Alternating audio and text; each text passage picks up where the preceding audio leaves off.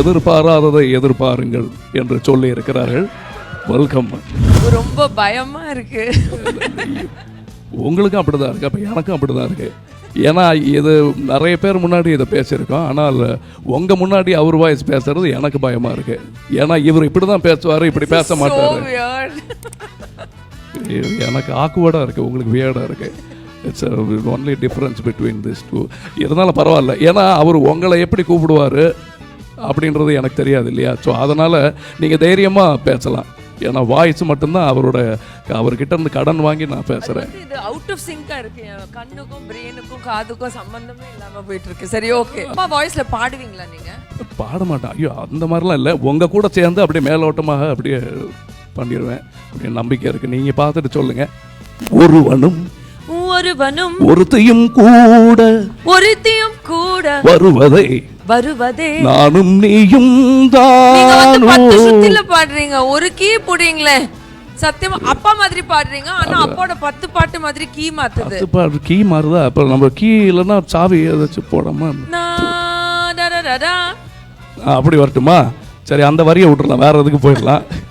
ஒருவனும் ஒருத்தையும் கூட மாத்திட்டனா?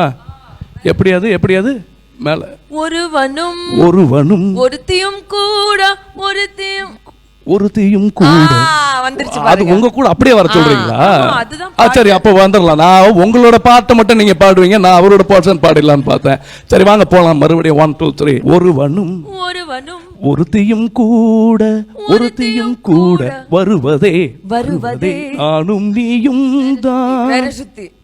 வேற சுதியா? அப்போ வேற இதுக்கு போயிடலாம் நம்ம. ஆனா அதே டியூன் தானேங்க. அப்ப வேற சுத்தி மாறிட்டே இருக்குமே. சுத்தி மாறாது. நீங்க ஒரு சுதி மாறாம இருக்கீங்களா? அது போதும் எங்களுக்கு. வாங்க. தன்னாலே தாயகம் நாளையை நோக்கியே செல்லும், நாளையும் நமதென சாட்சியம் சொல்லும். Very good. Amazing. Thank you madam. Thank you. குரல்ல எடுத்து பேசுறதுனால அவர் வழியாகவே நம்ம போகலாம். அகத்தின் வழியே அகத்திற்குள் ஒரு குறும்படம். புலி படம்.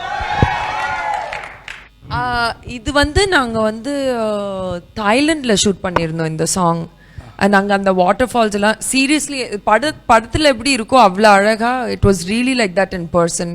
ஸோ அண்ட் விஜய் சார் கூட ஒர்க் பண்ணுறது ரொம்ப நல்ல ஒரு எக்ஸ்பீரியன்ஸ் டெஃபினெட்லி. இல்லை, எனக்கு ஸ்ருதிஹாசன் வேற மாதிரி. அவங்க ஒரு லெஜெண்டோட பொண்ணு மாதிரியே அவங்க அந்த அளவுக்கு ஒரு இதுவே காட்ட மாட்டாங்க. அவ்வளோ சிம்பிளாக பந்தாவே இல்லாமல் வேற லெவலில் அவங்க ஆக்ட் பண்ணாங்க. சான்ஸே இல்லைங்க நீங்கள்.